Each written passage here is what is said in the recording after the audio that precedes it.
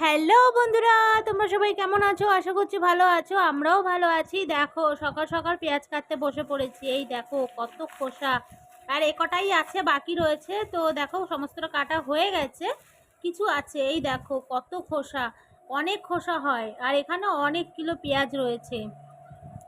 তো দেখো পেঁয়াজগুলো কাটা হয়ে গেছে। বড় বড়গুলো মাঝখান দিয়ে ফাল্লা দিয়ে দিই, তাহলে ম্যাশিংয়ে ভালো হয়।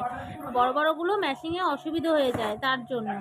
দেখো এগুলো সমস্ত কাটা হয়ে গেছে, একার হাতে সমস্ত করে তারপরে কিন্তু আমি ভিডিও বানাই। এগুলো কিন্তু আমার দোকানের জন্য। দেখো আমি এক হাতে ফোন ধরে আছি, এক হাতে আমি পেঁয়াজটা কাটছি। দেখো দেখো পেঁয়াজটা আমি এক হাতেই কেটে তোমাদেরকে দেখাবো, দু ফাল্লা করে দেখাবো। চলো। আর কথা হয়েছে, আমি সমস্তটা কিন্তু একা হাতে সংসারের কাজ করে দোকানের মালপত্র বানিয়ে তারপরে কিন্তু আমি ভিডিও বানাই। সব দিন ভিডিও দেওয়া হয় না জানি, আর সেরকম কন্টেন্ট আমি নই। তবুও বলছি তোমরা আমার পাশে থেকো বন্ধুরা। এই দেখো পুরো কেটে তোমাদেরকে এক হাত দিয়ে দেখিয়ে দিলাম, তাই তো। এখন অনেক এক্সপার্ট হয়ে গেছি কাটায়। প্রথম প্রথম খুব অসুবিধে হতো, আর চোখের জল তো অনবরত পড়েই যায়, সেটা আর কি বলবো। এইদিকে দেখো আমি যখন হাত দিয়ে করতাম, মানে গ্লাভস না পরে, আমার হাতটা কিন্তু খারাপ হয়ে গেছে। এখন আমি গ্লাভস পরেই কাজ করছি। আগে যদি জানতাম যে না গ্লাভস পরে কাজ করলে হাতটা ভালো থাকবে, তাহলে আমি প্রথম থেকে আজকে 2-2.5 বছর হয়ে গেল, 2.5 বছর ধরে কিন্তু আমি গ্লাভস পরেই কাজ করতাম।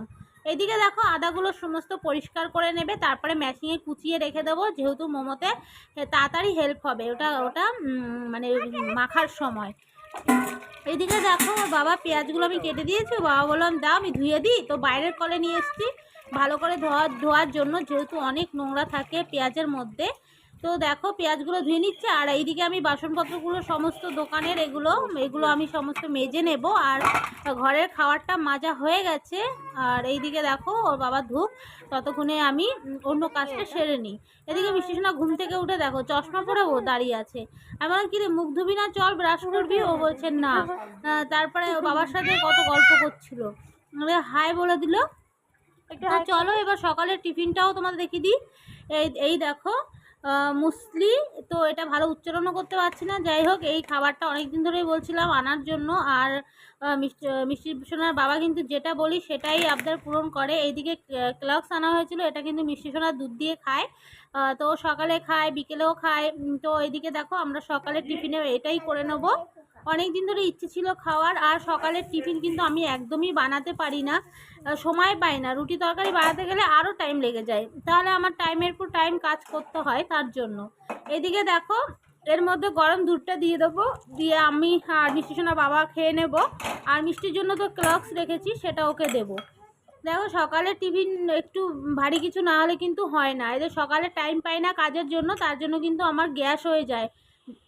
জানি না দুধটা খেয়ে আমার কি হবে, তবুও খাওয়ার চেষ্টা করব, খেয়ে দেখি কি হয়। এদিকে মিষ্টির জন্য ক্লক্স দুধ নিয়ে নিয়েছি। আর ওর বাবা খেয়ে বলছে প্রথমবার কিন্তু আমরা এটা খেলাম, বললো দারুণ। আমিও খেয়ে দারুণ লাগলো।